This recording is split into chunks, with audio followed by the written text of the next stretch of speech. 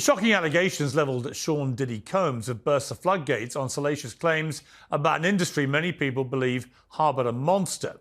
Understandably, the internet's ablaze with claims about these events and whether other powerful figures were involved too.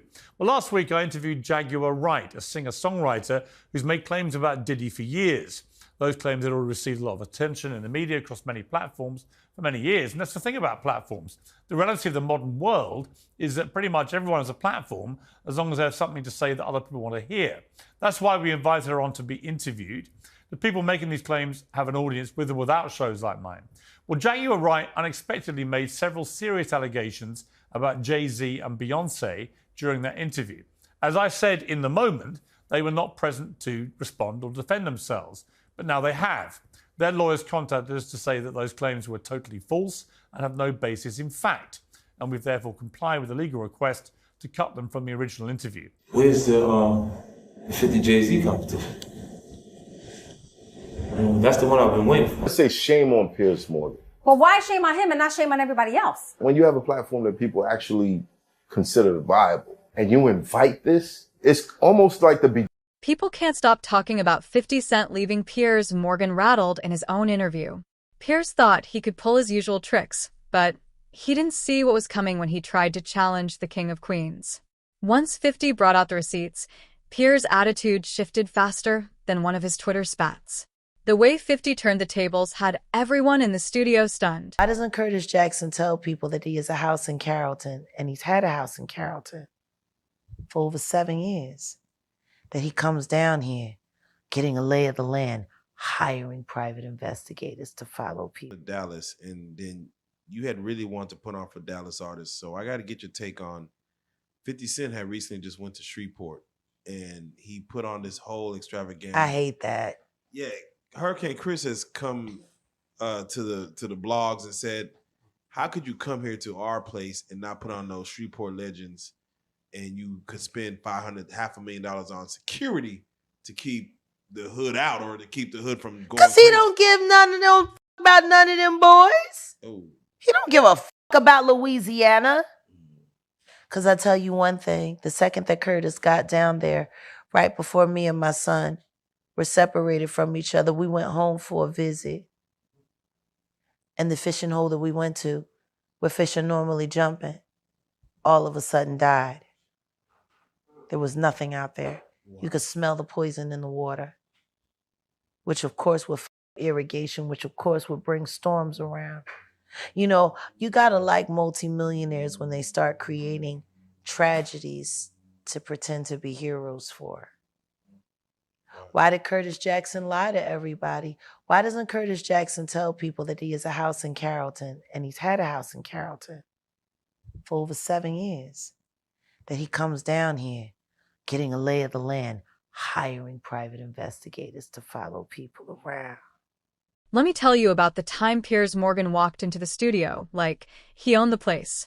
He really thought he was ready to deliver one of his classic takedowns, where he pretends to be all polite while throwing shade left and right. He came in with that trademark smirk, looking at 50 Cent like he was just another celebrity he could embarrass for views. Dressed in his flashy suit and adjusting his expensive cufflinks, he seemed convinced he had the perfect plan to make 50 look bad. The tension in the room was already rising before anyone even spoke. If you've seen a Piers Morgan interview, you know his routine. He starts off friendly, tossing in some backhanded compliments, then switches to that condescending tone that makes you feel like you're being lectured by a teacher you can't stand. He loves to interrupt people, acting like he knows their lives better than they do. And he was serving all of that to 50 Cent. Piers thought he had a clever angle when he started discussing 50's music career, as if it were just a happy accident, like 50 just stumbled into success without any savvy business moves. Can you believe that? Acting like 50 hadn't built entire empires while Piers was still trying to gain Twitter followers. Then, Piers tried to pull what he thought was his trump card by bringing up 50's past. You could see him getting excited, thinking he was about to nail him with some gotcha journalism. He dug into old stories, trying to paint 50 as just another lucky street kid. But here's the kicker. 50 didn't even flinch. He sat there cool and collected, watching Piers dig himself deeper and deeper. I care about the victims. No, I understand. How bad was it, do you think? what was going on? I'm going to tell you right now that me, as a woman who has been in the industry for over 30 years, I've been performing live since I was 13. My first handler was McKinley Horton. I come to find out 25 years later that a scar that was on his face with a very elaborate story he gave me was put there by a woman who he assaulted. To live through these things and hear your elders in the business, people like Patti LaBelle say, just avoid him, honey. And being taught to be just avoid him, honey. It's not good enough. Not when you live through these things, you're still suffering the PTSD created by all of this, and you're talking to a victim that's 20 years younger than you, and she's telling you the exact same thing that happened to you. Right, there's been a lot of rumor mill about what has happened in the rap world. A lot of allegations that the misogyny in the lyrics clearly was based on a general misogyny towards women away from the music. And that clearly seems to have been borne out by these charges against Diddy, which if he's found guilty of all this, he's never coming out of prison. How dangerous do you think? Thank God. How dangerous do you think he is as a person? I think he's one of the most dangerous people I've ever met. A lot of people have been questioning, well, she doesn't really know him. She has no knowledge of him. She doesn't have a picture with him. I'm smarter than Claudia Jordan. I would never take a picture with the devil. Everyone knew he was the devil. He's been the devil for 30 years. He's been covered and protected by not only Clive Davis, but Lucian Grange. He was selected to be the demon that he is to keep the culture in line so the industry could continue to rape it for all of its precious jewels. We have too many lost. The list of lost is ridiculous. And everyone knows Diddy was selected for this job. He's the Judas. Do you think that if he's cornered in the way that he's been now, that he may start revealing things about other people? He has no choice. His ego and his drug addiction won't allow him to do anything different. Anybody who thinks he's not going to talk is crazy. The simple fact that he's not saying more now only means that the people who have been protecting him all along, who put him in position to be such a horror to the Black community, still find value in him. He's got everybody on tape. They all know it. The best part? 50 didn't even try to interrupt him. He just let Piers keep talking, nodding along as if he was genuinely impressed by all that basic research. Morgan's team had prepped him with everything, and every time Piers thought he was making a solid point, 50 just shot him a look that said it all, like he was already 10 steps ahead and letting Piers dig his own grave. The tension in that studio was so thick you could almost feel it in the air. The camera crew tried to maintain their professionalism, but you could catch them exchanging knowing glances. They sensed that something big was about to happen. The way 50 held that slight smile was incredible. Piers was putting on his usual show, but it felt more like watching a chess master who lets their opponent think they're winning right before the checkmate. Eventually, you could see Piers starting to crack. He shuffled his interview cards nervously and took extra sips of water, probably questioning why his usual tricks weren't bothering 50. The atmosphere in the room was like watching someone walk straight into a trap they set for someone else. It was bound to get messy. Parties. What were they like? See, this is the thing. Everything that I'm about to say to you is not my firsthand knowledge. It is my firsthand witness account experience. I was a sex worker. I was a dominatrix before I got my record deal. That's how I know how the dark world and the sex world and the entertainment world run hand in hand. That's why the movie Blink Twice is so important. Salute to Zoe Kravitz. The sex workers that I have worked with throughout the years and continue to work with even to this day have worn hidden cameras. I have my own tapes. I've seen what they do. The ritualistic behaviors, the drugging, putting girls in the suitcases, dumping them in alleyways. It's horrifying. And it's all done under the protection of this is going to be paid off. There's another NDA. This is going to be, it's terrible. It seems to have been something that a lot of people knew about, but people were simply too scared to talk about. Everyone knows. And every person that's sitting there trying to act surprised knows very well. Just when Piers thought he had control of the interview, 50 started speaking in a way that made Piers freeze up faster than a London winter. The streets were buzzing that Morgan wasn't prepared for the receipts 50 pulled out about his own past. These were the kinds of receipts that could make someone rethink their entire career. That's when 50 surprised everyone with a corporate flex nobody saw coming. Instead of getting defensive, he broke down Piers' media empire moves like he was giving a lecture at a business school. The shift from street talk to boardroom language left Morgan looking like someone had just changed the rules on him. When 50 began asking about Piers' own controversies, the energy in the room shifted dramatically. He brought up Morgan's history with that innocent smile, the kind where you're being polite, but everyone knows you're about to spill some serious tea. The crew behind the cameras was doing their best to stay professional, but their expressions told the whole story. The best part was watching Piers realize this interview wasn't going his way. Every time he tried to interrupt with one of his classic comebacks, 50 would drop another fact about Morgan's career moves, leaving him stumbling over his words. Our guy from Queens wasn't just throwing shade.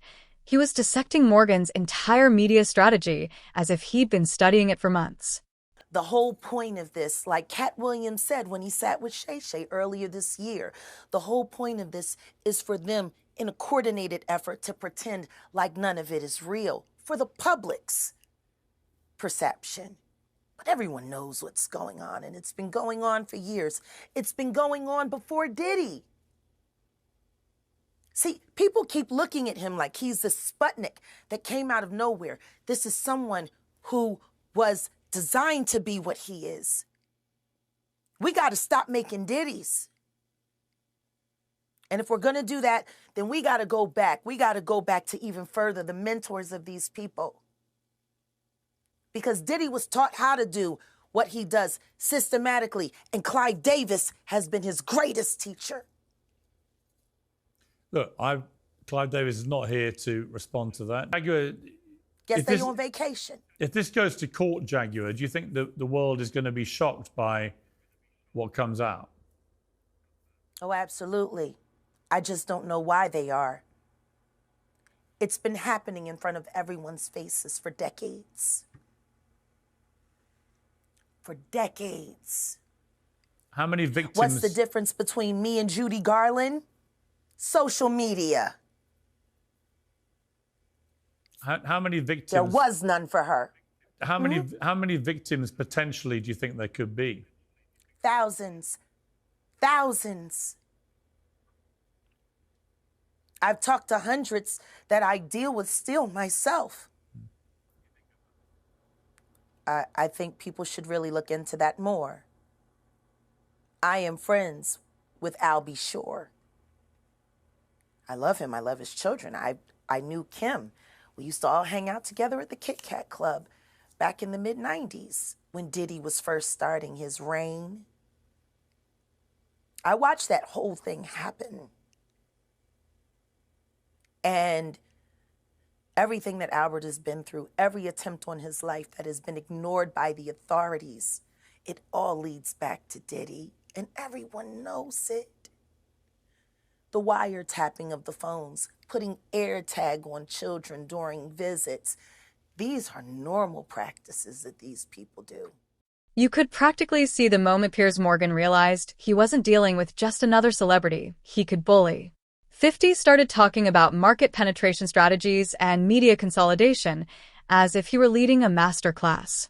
The way he connected Morgan's career choices to his public persona had everyone in the studio reaching for their phones to fact-check what they were hearing. And let me tell you about the power move 50 pulled next. He began asking Piers about his own business decisions, using that same condescending tone Piers usually reserves for his guests. But instead of getting messy, 50 kept it strictly business, which made it even more impactful. The way he dissected Morgan's entire career strategy had Piers looking like he needed to call his PR team immediately. You could see how quickly Piers stopped trying to interrupt once 50 started dropping knowledge about media metrics and market share analysis. This wasn't the conversation Piers had anticipated, and it showed. Every time he tried to steer the interview back to familiar territory, 50 would counter with another strategic insight, making Piers look like he needed to update his LinkedIn profile. By this point, Morgan's signature smirk had vanished. The man who walked in thinking he was going to school 50 Cent was getting a completely different lesson. The best part? 50 maintained that calm energy throughout, as if he were casually discussing business strategy over coffee. Just like New York, just like Mount Vernon, New York City, Mount Vernon, and Miami, all that is the same, bruh. Nobody wants to be near him. Nobody wants to touch what he touched, be where he at. You understand? It's crazy, bruh, how his fall from grace, which was never from grace, it's just like the devil just kicked him out of hell. Because he was never in nothing graceful and did anything graceful. You know what I'm saying? I don't care what you say about, okay, he did the music, he had the bad boy legacy and everything like that, man. But, you know, a few albums, a few people, you know, made to be famous, but they not here to tell their story. Black Rob, Biggie, Craig Mack. They not here to tell their story, bro. And now you got everybody telling his story. Yeah, and I know 50, he did a recent interview with US Weekly saying that the reason why rappers are quiet about, Diddy's situation is because they've been to his parties and they don't know what got caught on tape. Bro, those people who was caught at Diddy party did not know that he had 250 tape recorders in that house. That's a big house. But he had 250 tape recorders in that house that they took, that the feds found. So now with them finding all that and you being at a Diddy party, you know you may have done something that was caught on one of those tapes. You just better pray to God that they don't recognize you. Those people who know that they did something, no, they're not going to speak out. They're not going to say nothing. What part of the game is that? They are not going to come forward and tell on themselves. Nah, not at all. Ice Cube, he said it himself, bro. He said that Diddy's been targeted because of what he said about those folks and those people. Now, the people who was on those tapes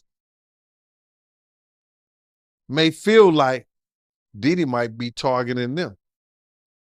Because if he's asked about who is this, who is that, and he's under oath with the federal government, he got to tell them. He's not going to plead the fifth. Yeah, I know that got to be a terrible feeling, man. You know you did something wrong at Diddy party, and you hoping and praying that it's not caught on tape. But they don't think they did nothing wrong. That's their lifestyle. That's their lifestyle, bruh. I ask guys all the time, if two men lay down, how many homos get up? What you mean? I mean what I mean. It's what it is.